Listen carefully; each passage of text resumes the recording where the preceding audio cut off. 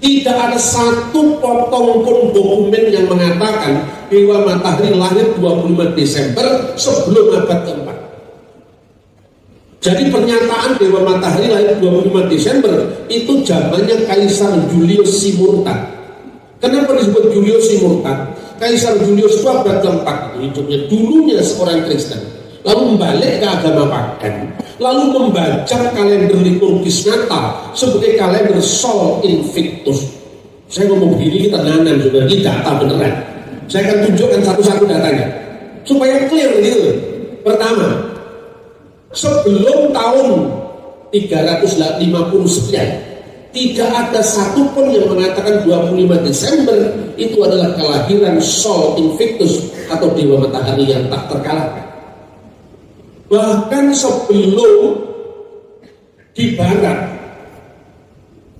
tahun pertama yang mengatakan bahwa Desember berkaitan dengan Saturnalia, pemujaan dewa yang berkaitan dengan titik balik musim dingin, itu baru terjadi tahun 274 Masehi, zaman Kaisar Aurelian. Bapak Ibu tidak percaya, cari mata uang Aurelian yang tertulis di situ, banyak internet itu tertulis Pontifex Solis, penguasa sang matahari. Itu baru tahun 274 Masehi.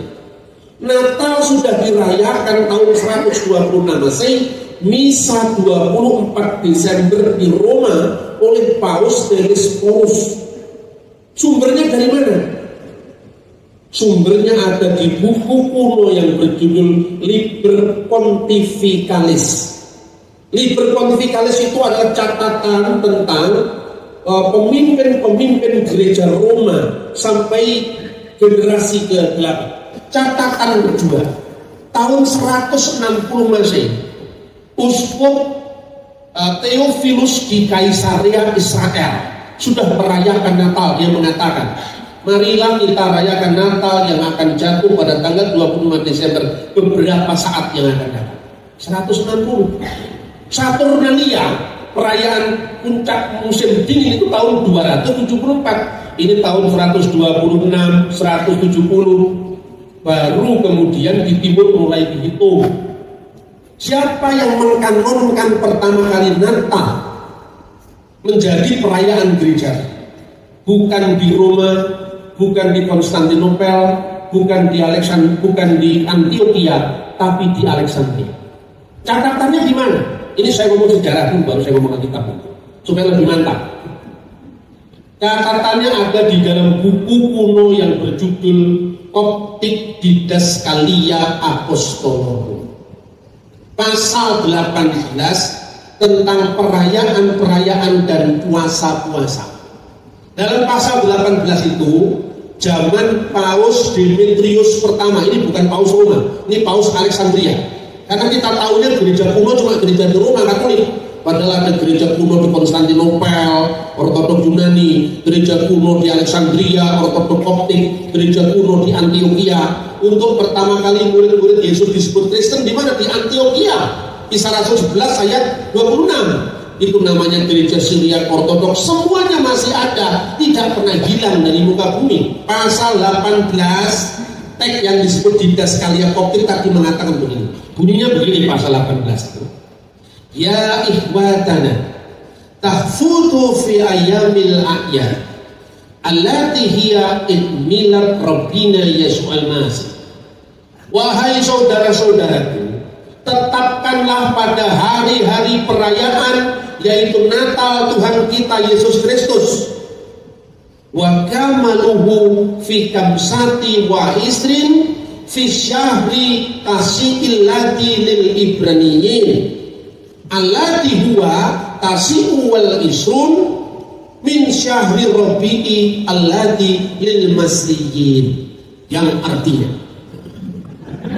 tetapkanlah hari-hari perayaan kita kelahiran Tuhan Yesus Kristus, tepatnya tanggal 25 bulan Ibrani ke-9, bulan Yahudi ke-9, namanya bulan Kislev, yang bertepatan dengan tanggal 29 bulan Mesir ke-4, namanya Kiyah.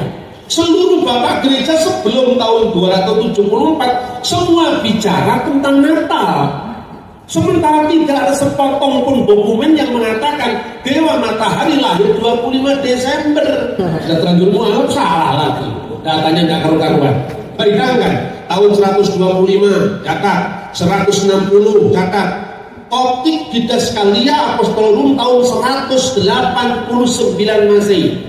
Akhirnya oleh Hippolytus, Santo Hippolytus muridnya Irenaeus muridnya Polikarpus muridnya Rasul Yohanes muridnya Yesus. Sekitar tahun 220-an dia mencatat begini: kelahiran Tuhan kita Yesus Kristus egeneto pro octo kalandor Januarion. 8 itu terjadi 8 hari sebelum Januari itu. 8 hari sebelum Januari itu apa? 25 Desember ini tahun 220. Sextus Julius Africanus sekitar tahun 230 mengucapkan hal yang sama. Yesus dilahirkan 8 hari sebelum bulan Januari. Ini data sejarah, Bapak Ibu. Nah, pertanyaannya sekarang, bagaimana kita bisa mudah sekali diharu-birukan oleh berita yang gaduh seperti ini, yang mengatakan tidak benar 25 Desember hari peringatan Dewa Matahari. Saya bilang, kamu tunjukkan satu dokumen saya bayar 1 juta. Sekarang 25 Desember perayaan Dewa Matahari, satu aja, 1 juta. Tunjukkan dokumen apa? Tidak pernah ada. Jadi ini dongeng yang diyakini. Bahkan para teolog kita pun meyakini ini. Karena apa? Tidak pernah membaca sumber primer sejarah gereja. Mengapa? Karena mula-mula anti Katolik tidak disadari. Semua data gereja kuno dianggap Katolik gitu. Akhirnya apa? Bencana. Ketika kita menghadapi isu seperti ini, orang mengatakan, sudahlah, jangan berdebat soal tanggalnya. Tidak penting. Yang penting itu Yesus lahir di hati kita. Jawaban ini jawaban orang saleh yang malas berpikir. Akibatnya apa? Oh, tanggalnya aja nggak jelas. Jadi peristiwa Yesus itu tidak historis, tidak bersifat sejarah. Saudara-saudara, ini kebenaran itu, saudara-saudara. Alkitab katakan apa? Pada bulan ke-6. Ini tadi kita baca kan? Malaikat Gabriel datang kepada Bunda Maria pada tanggal berapa? Bulan ke-6. Bulan ke-6 itu bukan bulan Juni sekarang. Nah, 6 bulan setelah Zakaria mendapatkan wartaan malaikat. Itu kapan? Kan nggak ada catatnya di Alkitab, Pak. Ada mengkuara iso mocok. Berguna orang ngerti sejarah. Iya, kalau ini pertanyaannya harus Anda ambil letterlock di mana, saya tanya. Mana ada kata Majapahit mulai mengalami kesurutan, senja, ya, mengalami kemunduran. Sirno hilang kertaning bumi. Nggak ada kata 1478 itu nggak ada. Itu di buku sejarah modern. Zaman dulu kan Surya Sengkala, kemudian Chandra Sengkala. Kapan senjanya Majapahit? Ditulis dalam serat kondo. Sirno hilang kertaning bumi. Sirno artinya 0. Hilang itu 0, kerta itu 4, bumi 1, diwaca malih 1400. Karena tahun Saka itu mulai tahun 78, maka 1400 plus 78 1478. Berita serat kondo ini cocok dengan buku Pararaton yang ditulis tahun 1500 Masehi. Apa? Sunya Nora Yuga Ningwong Pamungsu Bre Kertabumi pernah paman Prabu Moktarin Kedaton Isa Kawarsa Sunya Nora Yudaning Wong. Dan terus Anda ketemu angka 1478 dari mana? Tidak ada, itu sejarah, Pak. Nggak iso maca sejarah. Ada itu, karena apa? Anda nggak ngerti tahunnya. Mengertimu cuma tahun Gregorian 2019. Kok kamu ngerti gereja 2000 tahun yang lalu itu pangkat wopo, Mas?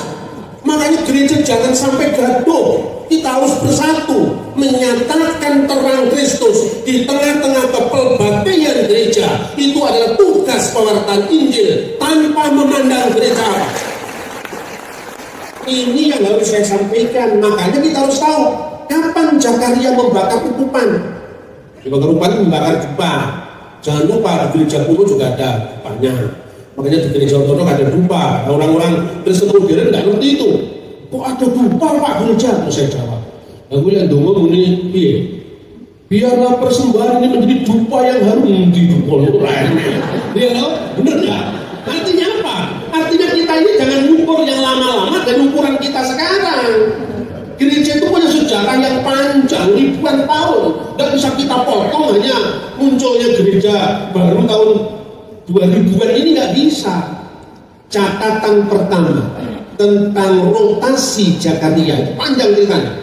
Tapi saya kutip salah satu dokumen saya, yaitu Flavius Josephus, ahli sejarah Yahudi yang nulis tahun 90 Masehi. Dia mengatakan, baik Allah di Yerusalem dihancurkan tahun 70 Masehi, tepatnya tanggal 9 bulan Ab. Bulan Ab itu bulan Yahudi, sejajar dengan Agustus. Sumber kedua, kenapa kok urusannya dengan runtuhnya Bait Allah? Itu nanti terkait dengan kapan membakar ukupan itu. Nah, Zakaria itu rombongan Abia, Lukas pasal 1 ayat 5. Abia menurut 1 Tawarik pasal 24 ayat 7 sampai 19, rombongan ke-8. Tinggal ngitung kalau ketemu. Mudah hitungnya, kita awam aja. Bagaimana catatan kedua? Catatan kedua dari dokumen Yahudi namanya Megillot Ta'anit. Itu bagian dari buku namanya Talmud. Ditulis kira-kira tahun 160 Masehi. Dalam Megillot Ta'anit 4:29a disebutkan dalam bahasa Ibrani begini. Beshe haraf Bet Hamikdas Arizona, hancurlah bait Allah pertama kali itu, ya. Ditulis kemudian Oto Bayom RF Tisa Bin'ah, tepatnya pada saat menjelang senja. RF itu bahasa kitanya maghrib gitu, RF Ibrani. RF yaitu petang hari tanggal 9 bulan Ab, Umis Mareta Sel Yehuyarib Hayeta. Dan waktu itu yang membakar ukupan adalah rombongan Yoyarib. Berarti 5 Agustus tahun 70 rombongan pertama yang membakar ukupan. Tinggal ngitung ke belakang 75 tahun. Dihitung mundur ke belakang. Kalau Agustus minggu pertama kan tanggal 5 itu 9 bulan Ab sama dengan 5 Agustus minggu pertama, rombongan pertama. Juli minggu keempat, rombongan keempat. Juli minggu ketiga, rombongan 23. Juli minggu kedua, rombongan 22, seterusnya. Nanti akan ketemu Zakaria, sang imam itu membakar ukupan di bulan Tisri. Tisri itu sama dengan bulan kita, September menurut kalender. Ini barat, ini September. Karena sebagian besar di sini dari gereja barat, saya pakai kalender barat. September, Zakaria mendapatkan berita lahirnya Yohanes Pembaptis. 6 bulan setelah Zakaria ditemui malaikat, malaikat pergi ke Nazaret ketemu dengan Maria. Lukas 1:26 tadi. 6 bulan setelah September itu apa? Oktober, November, Desember, Januari, Februari, Maret.